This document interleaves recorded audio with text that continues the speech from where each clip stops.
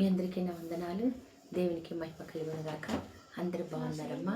2026 సంవత్సరంలో 8వ నెలలో 10వ తారీఖున ఈ రీతిగా మీ అందరినీ కలుసుకోవటానికి వాగ్దానం బట్టి ఈ వాగ్దానం ద్వారాగా మీ అందరితోటి మాట్లాడటానికి దేవుడు కృప చూపుతున్నాడు. నాకు చేసిన గొప్ప మేలుని బట్టి మీకు దేవునికి లెక్కలేని స్తుతులు స్తోత్రాలు చెల్లిస్తూ ఉన్నాను. ఈ రీతిగా మీ మధ్యకు వచ్చి దేవుని మాటని పంచుకోవటానికి దేవుడు నాకు కృప చూపించాడు.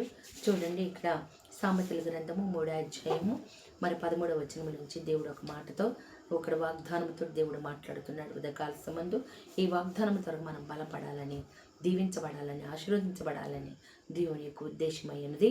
చూడండి, ఇక్కడ 3వ అధ్యాయము సామెతల గ్రంథము 13వ వచనము. జ్ఞానం సంపాదించిన వాడు ధన్యుడు, వివేచన కలిగిన నరుడు ధన్యుడు. జ్ఞానం సంపాదించిన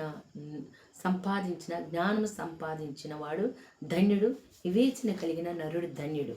జ్ఞానం సంపాదించిన వాడు ధన్యుడు, వివేచన కలిగిన నరుడు ధన్యుడు. అది జ్ఞానం సంపాదించిన వాడు. జ్ఞానం ఎవరు సంపాదించారు? జ్ఞానం ఎలా సంపాదిస్తాం? దేవుని యందు భయభక్తులు కలిగి ఉంటే జ్ఞానమునకు మూలం. జ్ఞానం సంపాదించిన సొలొమోను రాజు మరి తండ్రి దావీదు కుమారుడైనటువంటి సొలొమోను రాజు మరి రాజరికం వచ్చిన తర్వాత, రాజుగా అయిన తర్వాత, ఇంత రాజ్యాన్ని ఇచ్చావయ్యా, ఇంతమంది ప్రజల్ని ఇచ్చావు, ధూళి అంత విస్తారమైన ప్రజలను ఇచ్చావు నాయనా, నేను వీళ్ళందరినీ ఏలటానికి నాకు కావలసిన జ్ఞానం కావాలి అని దేవుని దగ్గర అడిగాడండి. దేవునికి మహిమ కలుగునుగాక. జ్ఞానం సంపాదించిన నరుడు ధన్యుడు. దేవుని యందు భయభక్తులు కలిగి ఉంటే జ్ఞానకు మూలం. అంటే దేవుని యందు భయభక్తులు కలిగి ఉంటే, దేవుని ఆజ్ఞల ప్రకారం మనం జీవించినప్పుడు, దేవుని యందు భయభక్తులు కలిగి ఉన్నప్పుడు, దేవుడికి ఏమైతే ఇష్టమో, ఏమైతే దేవునికి అయిష్టమో కాదో, ఇష్టమైనవి దేవునికి ఇష్టమైన ఆజ్ఞల ప్రకారం మనం జీవించినప్పుడు దేవుడు మనల్ని దీవిస్తాడు, ఆశీర్వదిస్తాడు. అందుకని యెహోవా యందు భయభక్తులు కలిగి ఉంటే జ్ఞానమునకు మూలం. దేవునికి స్తోత్రములు కలుగునుగాక. యోబు గ్రంథములో నుంచి 28వ అధ్యాయంలో నుంచి ఇక్కడ ఒక చిన్న మాట మీరు చూడండి. 12వ వచనం, 28, 12. అయితే మరుగైన జ్ఞానం ఎక్కడ దొరుకును? 12వ వచనం అండి, 28, 12. అయితే జ్ఞానం ఎక్కడ దొరుకును? వివేచన దొరుకు స్థలము ఎక్కడనున్నది? కిందకి చూడండి, 28 మరియు 28లో 28వ వచనం. మరియు యెహోవా యందలి భయభక్తులే జ్ఞానమనియు దుష్టత్వని విడిచిటి వివేకమనియు ఆయన నరులకు సెలవిచ్చెను. దేవునికి మహిమ కలుగునుగాక. యెహోవా యందు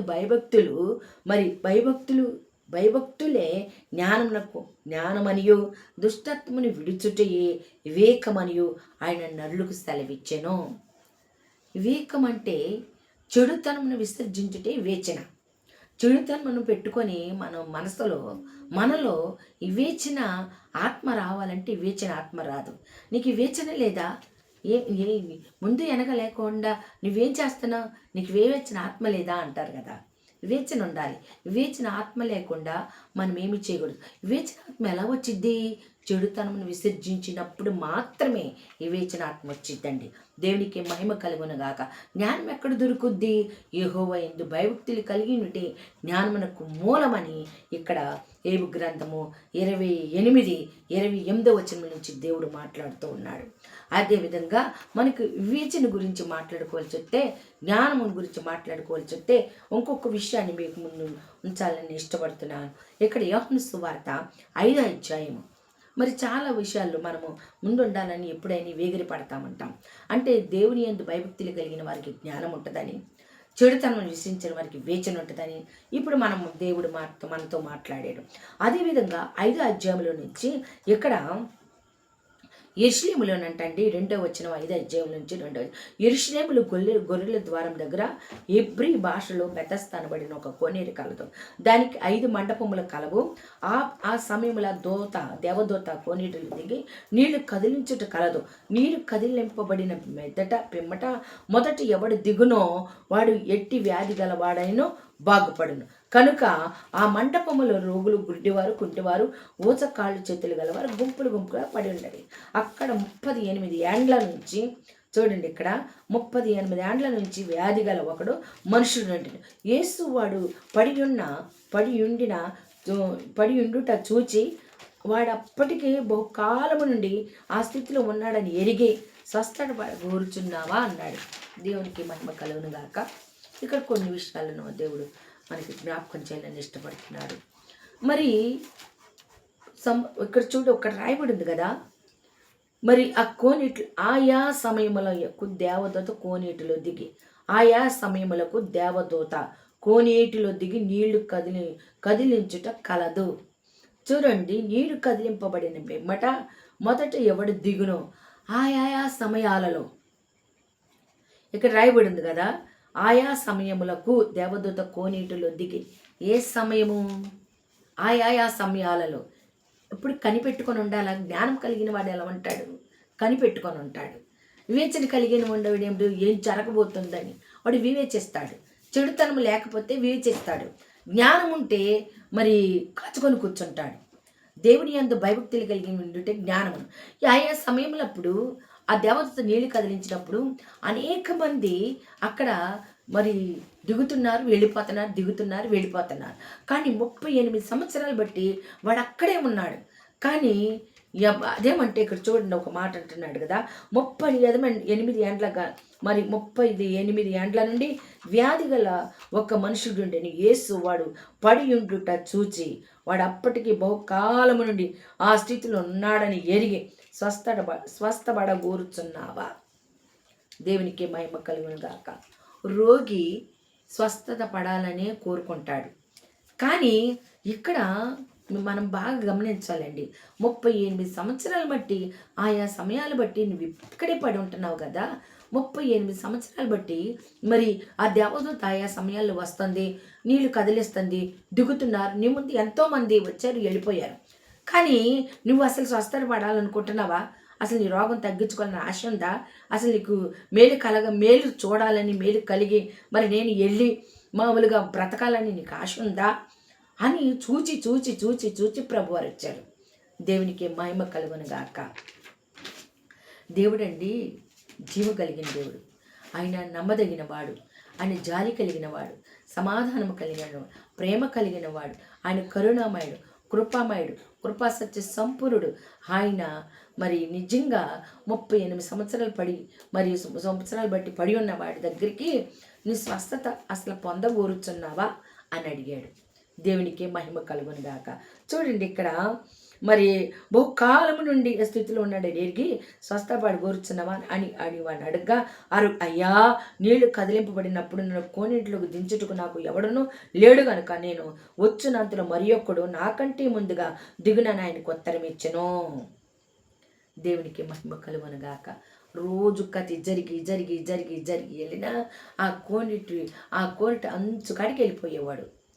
కానీ మరి చూడండి, ఇక్కడ మనము ఎప్పుడు కూడాను ఎదురుడే ఆత్మ మనలో ఉండకూడదు, ఎదురు చెప్పే మనసు మనలో ఉండకూడదు. ఈయన స్వస్థత పొందగోరుచున్నావా అని చెప్పినప్పుడు, అయ్యా, ఆ కోనేటిలో నీళ్ళు కదిలినప్పుడు మరి ఎవరో కోళ్ళు నాకంటే ముందు దిగిపోతున్నారు, వాళ్ళు వెళ్ళిపోతున్నారు, నాకు దించేవాళ్ళు లేరు, తీసుకొచ్చేవాళ్ళు లేరు, ఎక్కించేవాళ్ళు ఎక్కించేవాళ్ళు లేరు, దించేవాళ్ళు లేరని చెప్తున్నాడు. చూడండి, దేవుడు ఎంతైనా కరుణమయుడు కదా, ఎంతైనా ప్రేమమయుడు కదా. ఒక్క ఆత్మ నశించిపోవటం ఇష్టం లేదని సెలవిచ్చిన దేవుడు సర్వోన్నతుడు, సర్వశక్తిమంతుడు. లోకమంతటా ఆయన కన్ను సంచారం చేయుచున్నది. వాడి స్థితి చూచి, వాడి గతి చూచి, అయ్యో ఈ పరిస్థితి ఇంతేలే అనుకొని ఏం చేశాడండి, గబా గబా ఆయనే వచ్చి నీ స్వస్థత పొందగోరుచున్నావా అని అడిగాడు. చూడండి ఇక్కడ, అప్పుడు ఆ రోగి, అయ్యా, నీళ్లు కదిలింపబడినప్పుడు నన్ను కోనేటిలోకి దించుటకు నాకు ఎవ్వడనూ లేడు కనుక నేను వచ్చినంతలో మరియు కూడా నాకంటే ముందుగా దిగునని ఆయనకు ఉత్తరం ఇచ్చాను. అసలు రక్షణ పొందుకోవాలని ఉందా నీకు? ఎన్ని సంవత్సరాలు వస్తున్నావు దేవుని సన్నిధికి? అసలు రక్షణ పొందుకోవాలనుకుంటున్నావా లేదా? ఎన్ని సంవత్సరాలు బట్టి దేవుని సన్నిధికి వస్తున్నావు? ఎన్ని సంవత్సరం బట్టి సువార్త వింటున్నావు? అసలు నీ స్వస్థ పొందాలన్న ఆలోచన ఉందా? అసలు రక్షణ పొందాలన్న ఆలోచన ఉందా? దేవునికి సమీపంగా జీవించాలన్న ఆశ ఉందా? దేవుళ్ళలోకి రావాలన్న ఆశ ఉందా? దేవునికి మహిమ కలుగును గాక. అదే కదా క్వశ్చన్ అక్కడ. అసలు స్వస్థత పొందాలని నీకు ఆశ ఉన్నదా? 38 సంవత్సరాలు పడి ఉన్నావు కదా, నీకు ఆశ ఉందా? నీ ముందు ఎంతోమంది వస్తున్నారు, వెళ్తున్నారు, స్వస్థత పొందుతున్నారు, వెళుతున్నారు. కానీ నువ్వు అక్కడే పడి ఉన్నావు. ఏంటి అసలు నీకు స్వస్థత పొందాలని ఆశ ఉందా? అయ్యా ఆశ ఉంది కానీ నన్ను ఎవరు దించేవాళ్ళు లేరు, తీసుకొచ్చేవాళ్ళు లేరు అని చెప్తున్నాడు. దేవునికి ఏమో చాలామంది ఇదే చెప్తారు కదండి. చాలామంది అమ్మా ఇంతకాలం బట్టి వస్తున్నావమ్మా, మరి వాక్యం వింటున్నావు కదా, బాప్తిసం తీసుకోవాలని ఆశ లేదా? దేవునితో మాట్లాడాలని ఆశ లేదా? దేవునిలో నివాసం ఉండాలని నీకు ఇష్టం లేదా? దేవుని రాజ్యంలోకి మరి వారసత్వం కావాలని నీకు ఇష్టం లేదా? దేవుని వారసత్వం పొందుకోవాలని నీకు ఆశ లేదా? దేవునితో సహజీవనం చేయాలని ఆశ లేదా? దేవుని సహవాసాలు అన్ని విషయాలలో మరి దేవునితో మరి ఆయన శరీరము రక్తం తీసుకోవాలని ఆశ లేదా అని అడిగితే, మాకు ఇంకా టైం ఉందయ్యా, ఈ వయసులో ఏమో బాప్తిస్మం అయ్యా, ఈ వయసులో ప్రభుని నమ్ముకోవటమా, వస్తున్నాగా చర్చికి, చూద్దాంలే, మా పిల్లలు పెళ్ళిళ్ళు అవ్వాలి, అది అవ్వాలి, ఇది అవ్వాలి, ఏదో కహానీలు ఏదో కోటి చెప్పి దేవునికి దూరం వాళ్ళు చాలామంది ఉన్నారు. కానీ దేవుడి సమయం వచ్చేసిందండి. ఈ గొప్పలు స్వస్థత పొందుతున్నావా లేదా? దేవుని స్తోత్రం. దేవుడు గట్టిగానే మాట్లాడుతున్నాడు. చూడండి ఇక్కడ ఆ రోగి స్వస్థపడగోరుచున్నావా అని వాడిని అడుగుగా, ఆరోగ్య అయ్యా నీళ్లు కదిలింపబడినప్పుడు నన్ను కోనీళ్ళకు దించుటకు నాకు ఎవడనో లేడు గనుక నేను వచ్చినంతలో మరి ఒకడు నాకంటే ముందుగా దిగునని ఆయనకు ఉత్తరం ఇచ్చెను. యేసును లేచి నీ పరిపెత్తుకొని నడుమని వానితో చెప్పగా, చాలేక కూర్చున్నది చాలు, లెగ్గేక. దేవునికి మహిమ కలుగునుగాక. దేవుడండి ఆయన చూస్తాడు. ఆయన ఊపిరిందండి మనలో ఊపిరి పోసాడు ఆయన. మన సొత్తు కాదు, ఆయన సొత్తు అయిన ప్రజలము, శూన్యంలో సృష్టించేసిన వాడు ఆయన. విచిత్రంగా 139వ కీర్తనలో ఉంటుంది, విచిత్రముగా అగాధ స్థలంలోకి ఆయన చేతిని పోనిచ్చి అక్కడ మనం నిర్మాణం చేశాడు. దేవునికి మహిమ కలుగునుగాక. అక్కడ నిర్మాణం చేసి మనకి ఊపిరిని పోసి ఆయన ఎంతగానో మనకి ఈ కృపను అనుగ్రహిస్తే నిర్లక్ష్యం, అలక్ష్యత, లెక్కలేనితనం 38 సంవత్సరాలు బట్టి కొంచెం జరిగినా వాడు అందుట్లో దిగేవాడు, స్వస్థత పొందుకునేవాడు. అసలు ఆశ ఉందా? దేవుడు అందుకే వచ్చాడు. వీడు అక్కడ కూర్చొని వచ్చేపోయే వాళ్ళు ఏదో పెడితే తింటాం, మరి వెళ్ళటం, మరి ఏదైనా ఇస్తే అది చక్కగా పొరుపు కింద పెట్టుకోవటం, అది 38 సంవత్సరాలండి. చూడండి ఇక్కడ రాయబడింది కదా, మరి ఒకడు నాకంటే ముందుగా దిగునని ఎంత ఉత్తరం ఇచ్చను. యేసు నువ్వు లేచి నీ పరిపెట్టుకున్నాడు మన వానితో చెప్పక వెంటనే వాడు స్వస్థతను తను పరుగు పెట్టుకొని నడిచను. అది విశ్రాంతి దినము కనుక యూదులు, ఇది విశ్రాంతి దినము కదా, నువ్వు పరిపెట్టుకొన తగదే అని స్వస్థత నొందిన వానితో చెప్పారు. అందుకు వాడు, నన్ను స్వస్థపరిచిన వాడు నన్ను పరిపెత్తుకొని నడవమని నాతో చెప్పినాను.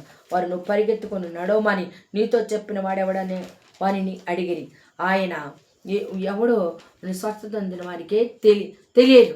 ఆ చోట గుంపు కూడి ఉండిన గనుక యేసు తప్పించుకొని పోయిన తర్వాత యేసు దేవాలయంలో వాడిని చూచి, ఇదిగో స్వస్థత నొందితివి, మరి ఎక్కువ కీడు నీకు కలగకుండానట్లు ఇంక నువ్వు పాపము చేయకని చెప్పగా వాడు వెళ్ళి తన స్వస్థత పరిచిన వాడు యేసు అని యూదులకు తెలియచెప్పాను.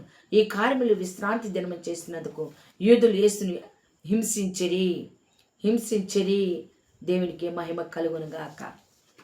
ఆడు ఎన్ని సంవత్సరాలు పడుండా ఆడు గుంటోడు, ఆ రోగి అయ్యి అక్కడ పడి ఉంటే పట్టించుకోలేదండి. కానీ ఎప్పుడైతే స్వస్థత పొందాడో, మరి స్వస్థత పొందిన వారు ఎవరో, మరి ఎన్ని సంవత్సరాల నుండి ఎవడో పట్టించుకోలేదు. ప్రభువారే దిగొచ్చాడు. చాలామంది రోగులుగా ఉంటారు, చాలామంది ఇరుకుల్లో ఉంటారు, చాలామంది అప్పుల్లో ఉంటారు, చాలా హింసపడుతూ ఉంటారు, పేదరికంలో ఉంటారు, ఎవడో పట్టించుకోడు. కానీ ఎప్పుడైతే వాళ్ళు కొంచెం లిఫ్ట్ చేయబడతారు, కొంచెం బాగు చేయబడతారు, వాళ్ళు గొప్ప చేయబడతారు, అప్పుడు మొదలవుతారండి. ఎవరిని చేసిన ఎందుకు స్థితి, ఎవరు నమ్ముకున్నావు? అన్ని జనులు అనేక మంది దేవుని సన్నిధికి వస్తూ ఉంటారు, దేవుని ప్రార్థన మందిరానికి. అన్ని జనులు అప్పుడు మీరు ఎందుకు మీరు ఇది మానేసి అక్కడికి వెళ్ళారంటే మతం పుచ్చుకున్నారు. చాలామంది విమర్శ చేస్తూ ఉంటారు. కానీ వారు బతుకులు మార్చుకునే రోగాలని ఎన్నో సమస్యలతో సన్నిధికి వచ్చినప్పుడు వాళ్ళు ఎంతగానో దీవించబడి వాళ్ళకున్న స్థితిగతులన్నీ దేవుడు మార్చాడు. మేము సృష్టికర్తను నమ్ముకున్నాం, ఆయన మార్గము సత్యము జీవము ఆయనే అని చెప్పి వారి ఇచ్చిన సాక్ష్యాలను బట్టి అనేక మంది ఆయన సంధికి రావడానికి దేవుడు కృప చూపుచున్నాడు. దేవునికి మహిమ కలుగునుగా. చూడండి ఇక్కడ అంటున్నాడు కదా ప్రభువారు, ఇక్కడ అంటున్నాడు కదా, ఇదిగో స్వస్థత నొందితివి, మరి ఎక్కువ కీడు నీకు కలగకున్నట్లు ఇంకా పాపము చేయకము. వాడు పాపం వల్ల అక్కడ పడి ఉన్నాడు, కానీ ఇక నువ్వు స్వస్థత పొందావు, మళ్ళీ ఎక్కువ కీడు కలగకున్నట్లు ఇక నువ్వు పాపం చేయకు. దేవునికి మహిమ కలుగునుగాక. ఇక్కడ నేను చెప్పే విషయం ఏంటంటే, జ్ఞానం సంపాదించిన వాడు ధన్యుడు, వివేచన కలిగిన నరుడు ధన్యుడు. జ్ఞానము సంపాదించిన వాడు ధన్యుడు. ఎంతోమంది జ్ఞానము చేత గబగబ దిగారు, వెళ్ళారు. వివేచన ఎలా వచ్చిద్దండి? చెడుతనమును విసర్జించట. ఇక్కడ దేవుడు అదే హెచ్చరించాడు. ఇదిగో స్వస్థత నొందితివి, మరి ఎక్కువ కీడు నీకు కలగకుండానట్లుగా పాపము చేయకుమని చెప్పాను. వివేచన కలిగి ఉండు, ఇక పాపము చెయ్యకు, రాబో కీడుని తెలుసుకో. స్వస్థత పొందావు కదా, దేవునికి మహిమ కలుగునుగాక. చూడండి ఇక్కడ దేవుని యొక్క మరి సన్నిధికి వెళ్ళి జ్ఞానం పొందుకున్నటువంటి సొలొమోను రాజు, దేవుడు తండ్రి సింహాసనం ఇచ్చాడు, రాజు అయ్యాడు. కానీ ఇంత ప్రజలను ఏలటానికి నాకు జ్ఞానం కావాలయ్యా అని దేవుని వద్దకు వెళ్ళి అడిగాడు. దేవుని దగ్గరికి వెళ్ళినప్పుడు దేవుడు మురిసిపోయి దేవుడు జ్ఞానంతో పాటు ఆయనకి అష్టైశ్వర్యములు కూడా ఇచ్చాడు. ఆయనకి కావలసిన సంపదను అంతని ఇచ్చాడు. అడక్కోకుండానే దేవుడు అడిగింది జ్ఞానమే, కానీ ఆయనకి సంపదను కూడా ఇచ్చాడండి. దేవునికి మహిమ కలుగునుగాక. ఇక్కడ నేను ఎవరా ఆదివారం స్వస్థపరిచారు? ఏమో ఎవరు స్వస్థపరిచారు నాకు తెలియదు. ఆయన నేను చూడాలి, ఆయన ఎవరో నాకు తెలియదు. చూడండి ఇక్కడ వివేచన లేకపోవటం. చూడండి, ఆదివారం పరుపు ఎత్తుకోకూడదుగా, ఎందుకు ఎత్తుకున్నావు పరుపు అని అక్కడ అడిగినప్పుడు, మరి చూడండి, నువ్వు పరుపు ఎత్తుకొని నడుమని నీతో చెప్పిన వాడెవడో వాని అడిగి, ఆయన ఎవడో స్వస్థత నొందిన వానికే తెలియలేదు. అంటే ఎంత 38 సంవత్సరాలు బట్టి అక్కడ దేవదూత ఉందని, మరి దేవదూత నీళ్లు కదులుతుందని, అనేక మంది స్వస్థత పొందుతున్నారని తెలుసు. ఆయా స్థలంలో ఆ సమయంలో వస్తున్నారు. చూడండి, మనం ఎంతగానో మరి వివేచన అనేది చెడుతనం మనలో ఉన్నప్పుడు వివేచన ఉండదు. వాడిలో ఏముంది? చెడుతనము. ఎలా గ్రహించగలం చెడుతనం ఉందని? అయ్యా నేను రాకముందే దిగిపోతున్నారు, నన్ను దించేవాళ్ళు లేరు, నన్ను ఎత్తుకెళ్ళే వాళ్ళు లేరు. అక్కడే వివేచన లేదని మనం అర్థం చేసుకోవాలి. చెడుతనం ఉండటం వల్ల వివేచన రాదు. చెడుతనం ఉండటం వల్లనే స్వస్థత పొందుకోలేకపోయాడు. అందరూ పొందుకొని వెళ్ళిపోతున్నారు, కానీ ఆయన పొందుకోపట్టడానికి కారణం ఏంటంటే చెడుతనం ఉండటం వలన. ఎప్పుడైతే చెడుతనము తొలగించుకుంటామో దేవుని ఆశీర్వాదాలు మన మీదకి వస్తాయి. అప్పుడే మనకి వివేచన వచ్చినట్లు. అప్పుడు వివేచన వచ్చటం వలన మనకి విడుదల వచ్చేది. వివేచన జరగబోయి అంటే ఆ నీళ్లు కదిలించినప్పుడు ఆయా సమయాల్లో వీడికి వేచిన ఉంటే చెడుతనం లేకపోతే స్వస్థత పొందుకునేవాడు. మనసులో చెడుతనం పెట్టుకున్నప్పుడు, చెడుతనమును అవలంబిస్తున్నప్పుడు మనము స్వస్థత పొందుకోలేము, మేలు చూడలేము. దేవునికి మహిమ కలుగునుగాక. చూడండి, ఇక్కడ అంటున్నాడు కదా సామెతల గ్రంథంలో, జ్ఞానము సంపాదించిన వాడు ధన్యుడు. జ్ఞానం ఎక్కడి నుంచి దొరుకుద్ది? యెహోవా యందు భక్తి కలిగి ఉంటే జ్ఞానం, చెడుతనమును విసర్జించుటే వివేచన. దేవునికి మహిమ కలుగునుగాక. జ్ఞానమును సంపాదించిన సొలొమోను రాజు 40 సంవత్సరాల శాంతి పరిపాలన, అంజురపు చెట్ల కింద మంచాలేసి పడుకున్నారని, ఆయన పాలనలో మరి యుద్ధాలే లేవని రాయబడి ఉంది కదా రాజుల గ్రంథంలో. ఆయన రాజ్య పరిపాలన 40 సంవత్సరాలు యుద్ధాలే లేవు. దేవునికి మహిమ కలుగునుగాక. చూడండి, ఇక్కడ జ్ఞానం సంపాదించాడు దేవుని దగ్గర. షేబా దేశపురాణి వచ్చిన ప్రజ్ఞను తెలుసుకొని అనేక మంది ఇసుక చేత గాజు చేస్తారని చాలా విషయాలు. దేవునికి మహిమ కలుగునుగాక. చెడుతనం కలిగిన మరి వివేచన కలిగిన నరుడు ధన్యుడు. దేవునికి మహిమ కలుగునుగాక. వివేచన కలిగిన నరుడు. జరగబో సంగతులు సొలొమోను చక్కగా చెప్పాడు. వివేచన కలిగి ప్రతి కీడుని తప్పించుకుంటారు వివేచన కలిగిన నరులు. దేవునికి మహిమ కలుగునుగాక. దేవుడి కొద్ది మాటలు అని ఆయన వినికిడు మరి వాగ్దానం. ఈరోజు వాగ్దానమును మీరు జ్ఞాపకం చేసుకోండి. 3వ అధ్యాయము సామెతలు 13వ వచనం. భయభక్తులు కలిగి ఉంటే జ్ఞానమునకు మరి మూలం. అయితే జ్ఞానం సంపాదించిన నరుడు ధన్యుడు. జ్ఞానం ఎలా సంపాదిస్తారు? యెహోవా యందు భయభక్తులు కలిగి ఉంటే జ్ఞానం ఆయన దగ్గర నువ్వు సంపాదించుకోవాలి, దేవుని దగ్గర సంపాదించుకోవాలి జ్ఞానం. వివేచన కలిగిన నరుడు ధన్యుడు.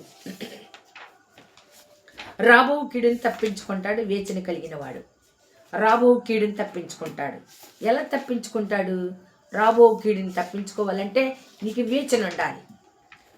వివేచన అంటే చెడుతనమును విసర్జించుటే వివేచన. మరి వివేచన అనేది మనకు రావాలంటే చెడుతనం విసర్జించాలి. చూడండి, జ్ఞానం మనకు కావాలంటే దేవుని యందు భయభక్తులు కలిగి ఉండాలి. ఈరోజు వాగ్దానం దేవునికి మహిమ కలుగును కనుక ప్రార్థన చేసుకుందాం. మా ప్రియుడ, మా రక్షకుడ, మా యేసయ్య నీకు వందనాలు. దయగలిగిన తండ్రి, కృపగల దేవునికి వందనాలు. అయ్యా, నీ నామానికి మహిమ కలుగును గాక, నీ నామానికి ఘనత కలుగును గాక. పరిశుద్ధాత్ముడానికి వందనాలు. అయ్యా, ఉదయకాల సంబంధి ఈ రీతిగా నీ ప్రజలతో మాట్లాడటానికి కృప చూపుచున్నావు నాయన. యెహోవా యందు భయభక్తులు కలిగి ఉంటే జ్ఞానమునకు మూలమని, చెడుతనం విసర్జించే వేచినని ప్రభువానికి వందనాలు. ఇదిగో చెడుతనమును తండ్రినైనా అయ్యా మనసులో పెట్టుకొని వాడు స్వస్థత పొందుకోవాలని అనుకున్నాడు. కానీ ప్రభా, ఎప్పుడైతే చెడుతనమును తీసివేసి ప్రభు ఏ విధంగా అయితే ప్రభు వారు వచ్చి ఏ విధంగా అయితే తండ్రినైనా అయ్యా ఏ రీతిగా అయితే తండ్రి కోనేటిలో దించి నీ పరిపెత్తుకొని లెగు అని సెలవిచ్చాడో ప్రభా నైనా, మరి నీకు వందనాలయ్యా. అయ్యా నీకు వందన. ప్రతి డిస్టర్బెన్స్ స్పిరిట్ యేసు నామములో నేను గద్దిస్తామన్నా. సర్వాధికారి సర్వాంతర్యామి నీకు వందనాలు. అయ్యా, చెడుతనమును విసర్జించుటే వివేచన, యెహోవా యందు భయభక్తులు కలిగినట్టే జ్ఞానమునకు మూలం. పరిశుద్ధాత్మడా నీకు వందనాలు నాయనా, నీకు వందనాలు. వాడిని పరిపెత్తుకొని లేవమన్నావు తండ్రి. వాడు దిగ్గున లేచాడు ప్రభా, నీకు వందనాలు. వాడు లేచి నాయన ఎదుగో మరి అనేక మందికి కనబడి నిన్నెవరు స్వస్థత పొందించారని అడిగినప్పుడు ఎదుగు ఆయన నేను చూడలేదన్నాడు ప్రభా. ఇంకా మరి ఎక్కువ కీడు నీకు కలగకుండినట్లుగా ఇంకా పాపము చేయక అని సెలవిచ్చావు ప్రభా. నీ స్తోత్రాలు. పరిశుద్ధాత్మడ నాయన నీకు వందనాలు. మేలు పొందుకొని కూడా ప్రభా, స్వస్థత పొందుకొని కూడా వాడు ఇంకా కీడు చేయకోకుండా, నీకు కీడు కలక్కోకుండా, నువ్వు పాపం చేయకోకుండా ఎదుగు నువ్వు స్వస్థత పొందావు కదా, ఇంకా నీకు కీడు కలక్కోకుండా ఎదుగు పాపం చేయకోకుండా ఉండమని సెలవిచ్చావు. పరిశుద్ధాత్మడా నీకు వందనాలు అయ్యా, వందనాలు. ఈ ఉదయకాల సమయమందు ప్రభా, ఎందరైతే అయ్యా జ్ఞానము సంపాదించిన వాడు ధన్యుడు అంటున్నావు ప్రభా. జ్ఞానము సంపాదించిన నరుడు ధన్యుడు. వివేచన కలిగి ఉండుట తండ్రి నాయనా నీకు వందనాలు. అయ్యా తండ్రి, చరిత్రను విసర్జించుటే వివేచనని సెలవిచ్చిన దేవుడవు ప్రభా. అయ్యా నీకు నామానికి మహిమ కలుగును గాక. అయ్యా, ఈ ఉదయకాల సంబంధి ఎంతమంది అయితే ఈ వాగ్దానం రిసీవ్ చేసుకుంటున్నారు, వింటున్నారు ప్రభు, ఈ వాగ్దానము ద్వారాగా ప్రభ అయ్యా నీ ప్రజలతో మాట్లాడమని నమ్ముతున్నా. భయభక్తులు కలిగి ఉంటే జ్ఞానము సంపాదించిన నరుడు ధన్యుడు అన్నావు. వివేచన కలిగిన నరుడు ధన్యుడని సెలవిచ్చావు అయ్యా. అయ్యా, వివేచన కలిగి ఉంటాకు సహాయం దయచేయి అయ్యా. జ్ఞానము సంపాదించుకోవడానికి సహాయం దయచేయి. భయభక్తులు కలిగి ఉంటే అయ్యా జ్ఞానమునకు మూలమన్నావు అయ్యా. నీకు వందనాలు. జ్ఞానమును దేవుడి దగ్గరికి వెళ్ళి అయ్యా సంపాదించుకున్న సొలొమోను రాజు ధన్యుడయ్యాడు ప్రభా. నీకు వందనాలు అయ్యా, నీకు వందనాలు నాయన. శాంతి పరిపాలన ప్రభా నీకు వందనాలు. 40 సంవత్సరములు రాజ్య పరిపాలన చేశాడంటే అయ్యా తండ్రి, ఎక్కడ యుద్ధాలు లేకుండా అంజూరపు చెట్ల కింద వారు తండ్రి మంచాలు వేసుకుని పడుకున్నారని నీ లేఖనం చెప్పుచున్నది నాయన. వివేచన కీడు రాబోతున్న కీడుని తప్పించుకొనుటే వివేచన సెలవిచ్చిన దేవుడవు తండ్రి. స్తోత్రములు నాయన. అయ్యా నీకు వందనాలు. 28 ఏబు గ్రంథములో 28లో ప్రభానికి స్తోత్రములు నాయన. అయ్యా, జ్ఞానం ఎక్కడ దొరుకును? చెడుతనమును విసర్జించిన జ్ఞానము ఇదిగో తండ్రి నాయన. అయ్యా తండ్రి నాయన, చెడుతనమును విసర్జించిన వివేచన, భయభక్తులు కలిగి ఉంటే జ్ఞానమని మాట్లాడింది దేవుడవు ప్రభా. అయ్యా నీకు వందనాలు. బిడ్డలందరితో మాట్లాడేవని నమ్ముచున్నా. నీ ఎంత భయభక్తులు కలిగి ఉంటా సహాయము దయచేయండి అయ్యా. చెడుతనమును విసర్జించి వివేచన, ఏ కీడు రాకుండా తప్పించుకునే వివేచన ప్రతి బిడ్డకి మీరు దయచేయమని ప్రార్థన చేయుచున్నాను తండ్రి. స్తోత్రములయ్యా. అద్వితీయుడా, ఆది సంబుద్ధుడా, మృతుల నుండి సజీవుడిగా లేచిన వాడు, భూపతులకి అధిపతి, అబ్రహాం, ఇస్సాకు, యాకోబుల దేవా, నీకు వందనాలయ్యా. వాగ్దానము ద్వారా ప్రతి బిడ్డ జ్ఞానము దయచేయండి, వివేచన దయచేయండి, నీ యందు భయభక్తులు కలిగి ఉంటా సహాయం దయచేయండి. చెడుతనం విసర్జించుటకు కృప చూపించండి ప్రభా. మా దేశాన్ని, మా రాష్ట్రాలను మీరు దీవించండి, ఆశీర్వదించండి. ప్రతి కీడుని తప్పించండి, ప్రతి శోధన నుంచి విడిపించండి నాయన.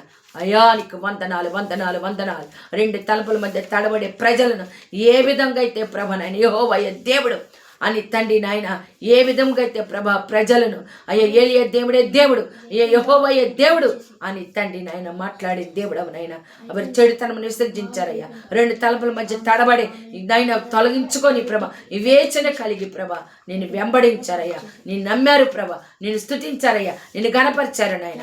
అదే రీతిగా నా ప్రభ ఈ ఉదయకాల సమయం ఎంతమంది బిడలైతే నా తండ్రి నాయన ఈ సామెతల గ్రంథములో నుంచి నాయన 3:13 నుంచి మాట్లాడేవయ్యా. ప్రతి బిడ్డ జ్ఞానము కలిగి చెడుతనమును విసర్జించి నేను ధన్యులవుటకు సహాయం దయచేయండి. యేసు పరిశుద్ధ నామములో ప్రార్థించి అడిగి వేడుకుంటున్నాను పరమ తండ్రి.